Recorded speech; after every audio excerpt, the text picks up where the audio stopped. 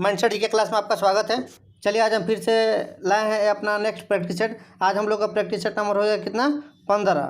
ठीक है, आज हम लोग करेंगे प्रैक्टिस सेट नंबर 15। इसके पहले हम 14 प्रैक्टिस सेट करा चुके हैं चलन के माध्यम से। ठीक है, तो देखिए हम लोग का सीरीज चल रहा है। इसमें आरआरबी एएलपी और टेक्नीशियन का जो 2018 का एग्जाम हुआ था उसका हम लोग क्वेश्चन देख रहे हैं। इसमें किसका, जीएस का, यानी जनरल साइंस और जनरल अवेयरनेस का टोटल हमारा इसमें से 30 क्वेश्चन पूछता है। एएलपी में टोटल हमारा 75 क्वेश्चन पूछता है, जिसमें से जनरल साइंस और जनरल अवेयरनेस मिलाकर हमारा टोटल 30 क्वेश्चन और 25 क्वेश्चन हमारा रीजनिंग का, 20 क्वेश्चन मैथ का, टोटल 75 क्वेश्चन रहता है। ठीक है, आप लोग सभी लोग जानते हैं कि 25 नवंबर से इस बार स्टार्ट होने वाला है एलपी का एग्जाम। उसके पहले जीएस के जितने भी क्वेश्चन हैं हम पूरे करा देंगे। ठीक है, आप लोग एग्जाम देने से पहले इस बार इसको रिवीजन के तौर पर देख लीजिए ताकि आप लोगों के लिए बहुत ही फायदा हो। ठीक है, देखिए ये क्वेश्चन हमारा क्या रहा है, 17 अगस्त 2018 का जो एग्जाम हुआ है उसका है, थर्ड शिफ्ट का ये क्वेश्चन है एलपी और टेक्नीशियन का। चलिए शुरू करते हैं आज का हम अपना पहला क्वेश्चन। ध्वनि निम्न में से क्या है, ध्वनि निम्न में से क्या एक है। तो ठीक है, तो इसका सही आंसर हो जाएगा हमारा कौन सा हो जाएगा, ऑप्शन नंबर 3, यांत्रिक लहर है, यानी मैकेनिकल वेव है। ऑप्शन नंबर हमारा 3 सही हो जाएगा। ठीक है, देखिए ध्वनि जो क्या होती है, ध्वनि हमारी अनुधार्य तरंगे होती है। ध्वनि अनुधार्य तरंगे होती है। इसे क्या करते हैं, गमन करने के लिए माध्यम के कणों की आवश्यकता होती है।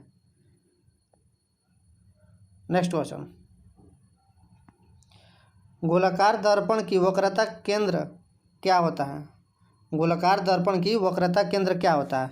तो देखिए गोलाकार दर्पण की वक्रता केंद्र क्या होता है कि उस खोखले गोले को केंद्र और जिसका गोलाकार दर्पण का भाग होता है वही होता है। हमारा ऑप्शन नंबर हमारा 1 सही हो जाएगा।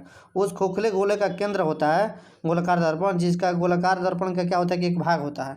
जैसे कि मान लीजिए कोई दर्पण बनाना है तो देखिए हमारे गोलाकार दर्पण होगा। ठीक है, इसी का जो केंद्र होता है ना वही क्या होता है कि हमारा वक्रता केंद्र होता है। जैसे कि मान लीजिए कि इसका हम अवतल दर्पण बनाएंगे तो इसका आधा लेंगे तो ये हमारा अवतल दर्पण हो जाएगा। ठीक है, अवतल दर्पण हो गया हमारा। यहाँ से समझिए कि इधर वाला भाग है ये हमारा अवतल दर्पण हो गया। तो इसका जो भाग होता है ये हमारा केंद्र जो होता है उसी का भाग होता है, किसी गोलाकार दर्पण का भाग होता है। नेक्स्ट क्वेश्चन, किस भारतीय अभिनेता की जीवनी का शीर्ष एनीथिंग बट खामोश है। इसका लेखक कौन है, शत्रुघ्न सिन्हा। ऑप्शन नंबर हमारा 2 सही हो जाएगा। एल्युमिनियम ऑक्साइड, एल्युमिनियम ऑक्साइड प्रकृति में होते हैं, क्या होते हैं, तो एल्युमिनियम ऑक्साइड जो होते हैं ना क्या होते हैं, प्रकृति में उभयधर्मी होते हैं। ऑप्शन नंबर हमारा 4 सही हो जाएगा।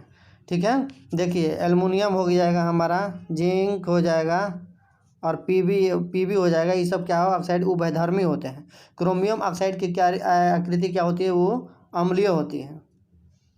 नेक्स्ट क्वेश्चन,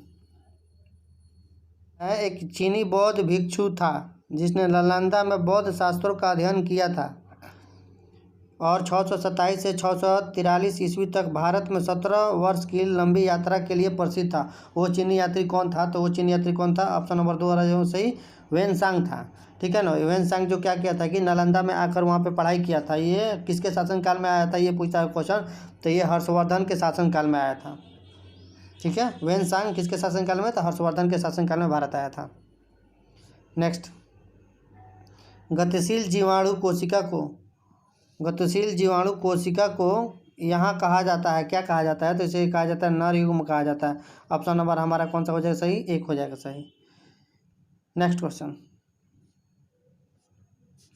फास्फोरस की परमाणुकता क्या होती है, तो फास्फोरस की परमाणुकता क्या होती है, तो इसका सही आंसर हो जाएगा हमारा कौन सा, ऑप्शन नंबर हो जाएगा 3। इसे फास्फोरस को त्रिक परमाणुक कहते हैं।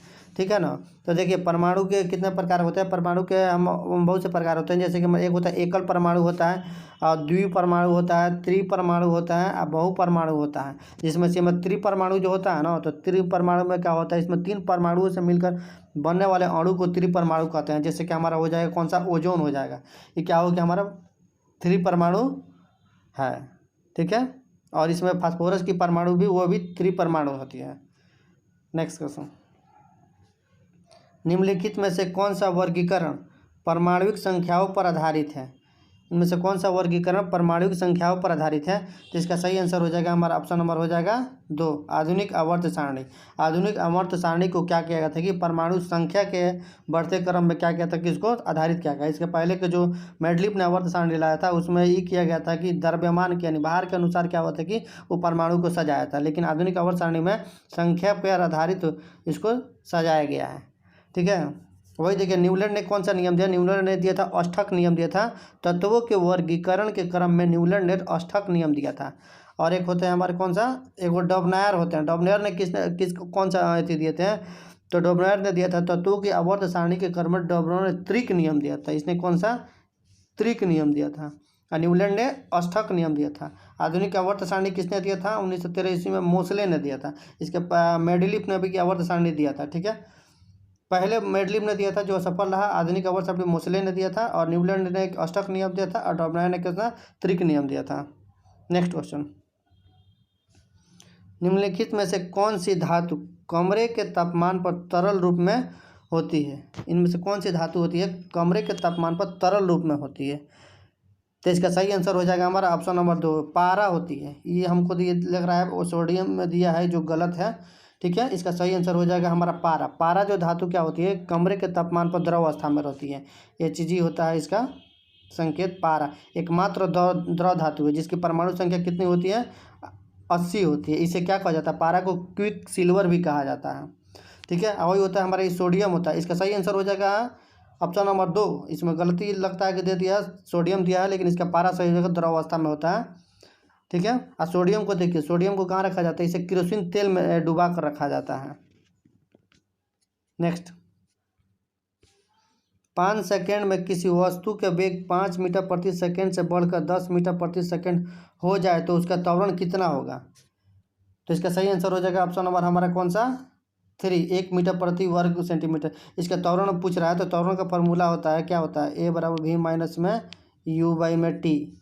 ठीक है, ए क्या है, ए तो हमारा त्वरण हो जाए, अब भी क्या हो जाएगा, तो भी अंतिम वेग हो जाएगा, और यू हो जाता है हमारा इनिशियल वेग यानी प्रारंभिक वेग हो जाता है। तो इसी पर मान रख देंगे हमारा, तो कितना भी कितना दिया, 10 माइनस में 5 बटा में 5। तो इसका सही आंसर हो जाएगा 1 मीटर पर सेकेंड हो जाएगा। ठीक है, नेक्स्ट क्वेश्चन, हमारी ज़रूरतों के अनुसार धातु को अलग अलग आकार दिए जाते हैं क्योंकि इनमें निम्न में से कौन से गुण होते हैं। तो इसका सही आंसर हो जाएगा ऑप्शन नंबर 2 है हमारा, आघात वर्धनीय और तन्यता का गुण होने के कारण क्या होते हैं कि ये अलग अलग आकार दिए जाते हैं। इनको इसके अनुसार क्या कहती, ढाल दिया जाता है। नेक्स्ट, इनमें से कौन से पौधों के ऊतक कोशिका विभाजन में सक्षम होते हैं। तो इसका सही आंसर हो जाएगा हमारा ऑप्शन नंबर 3 हो जाएगा, विभाज्य ऊतक जो होते हैं क्या होते हैं कि कोशिका के विभाजन में सक्षम होते हैं। वही देखिए विभाज्य ऊतक कितने प्रकार के होते हैं, तो विभाज्य ऊतक को हम 3 प्रकार में बांटते हैं। एक नंबर होता है क्या होता है, शीर्ष विभाज्य ऊतक। शीर्ष विभाज्य ऊतक होता है, शीर्ष विभाज्य ऊतक होता है। इसमें क्या होता है ना कि कोशिका का जो ऊपरी भाग होता है और ऊपरी भाग में क्या होता है कि शीर्ष विभाज्य ऊतक में वृद्धि होता है। और सेकंड में होता है पार्श्व विभाजक होता है। पार्श्व विभाजक ऊतक में होता है ना कोशिका के जो होता है तना और जो शाखा होता है ना उसमें वृद्धि करता है।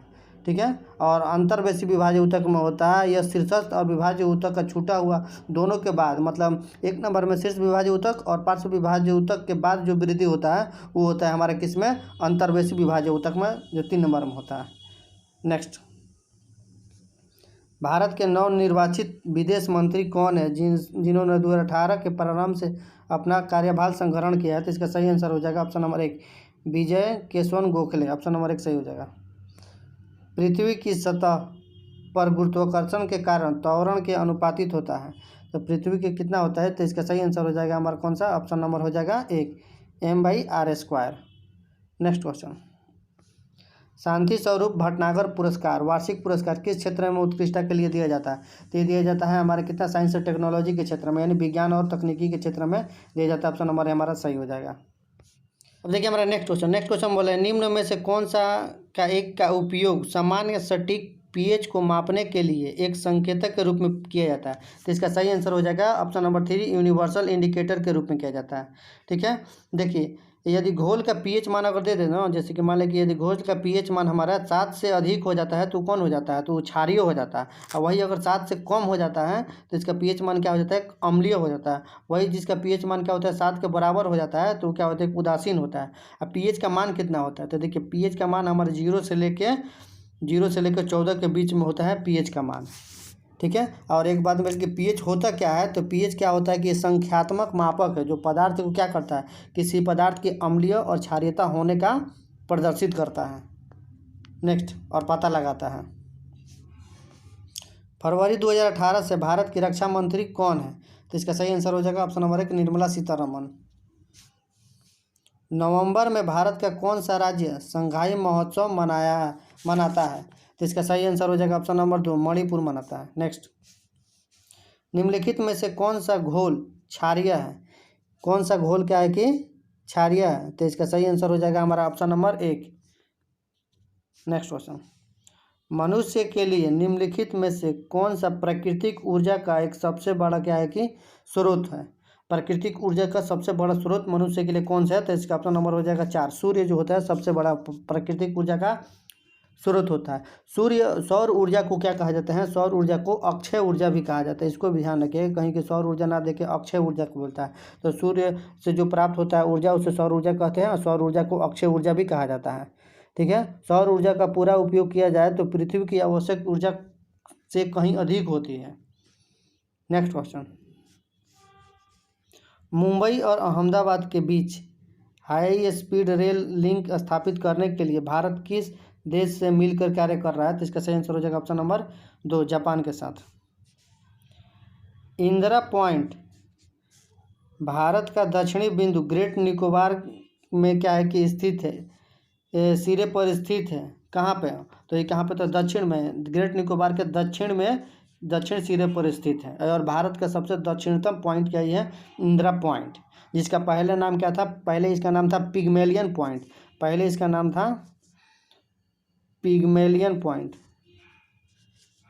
पहले इसका नाम था पिग्मेलियन पॉइंट, जो अब पड़ गया है इसका इंदिरा पॉइंट पड़ा हुआ है। ठीक है, यह इंदिरा पॉइंट भूमध्य रेखा से कितना मतलब अपनी मतलब भूमध्य रेखा से लगभग 876 किलोमीटर क्या है कि दूर है। अब भारत का सबसे उत्तरी कौन है? तो भारत का सबसे उत्तरी बिंदु हो गया हमारा इंदिरा कॉइल, जो कहाँ पे? जम्मू कश्मीर में है। और दक्षिणी हो गया आपका हमारा कौन सा? यही इंदिरा पॉइंट।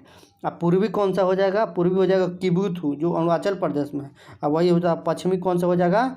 तो गुहार मोती बोलते हैं, जो गुजरात में स्थित है, सर्किट। नेक्स्ट, अंडाशय में कोष में किसके माध्यम से लाया जाता है? ये लाया जाता है डिम्ब वाहिनी के। ऑप्शन नंबर हमारा 3 सही हो जाएगा।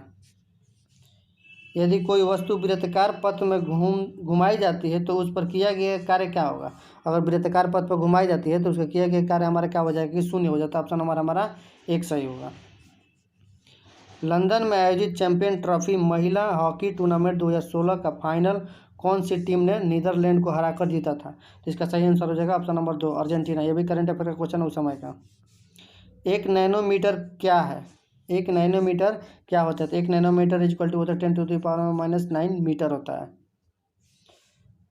पौधे में बौनापन निम्न में से किस उपचार द्वारा नियंत्रित किया जाता है? जो पौधे होते हैं ना, उसमें क्या होता है कि बौनापन हो जाता है, मतलब उसकी वृद्धि रुक जाती है। तो उस वृद्धि को लाने के लिए उसके कौन सा एथी का प्रयोग किया जाता है?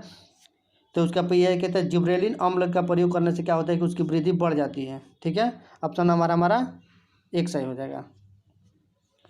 वेग में परिवर्तन की दर को क्या कहा जाता है? वेग में जो परिवर्तन होता है उसकी दर को क्या कहा जाता है? तो वेग में परिवर्तन की दर को कहते हैं हम क्या? त्वरण कहते हैं। ऑप्शन नंबर हमारा कौन? 3 सही हो जाएगा त्वरण।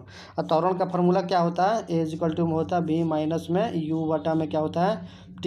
V क्या होता है? वेग में परिवर्तन, ऊपर होता है मतलब अंतिम हो गया ही, आई प्रारंभिक हो जाता है U और T हो जाता है समय। ठीक है, नेक्स्ट, भारत के आर अश्विन सिर्फ 54 टेस्ट में सबसे अधिक तेजी से 300 विकेट लेने वाले गेंदबाज बन गए हैं। यह ऐतिहासिक टेस्ट मैच कहाँ खेला गया था? तो इसका सही आंसर हो जाएगा हमारा ऑप्शन नंबर 3 नागपुर में खेला गया था। इस तरह से हमारा आज का 30 क्वेश्चन कंप्लीट हो गया। धन्यवाद।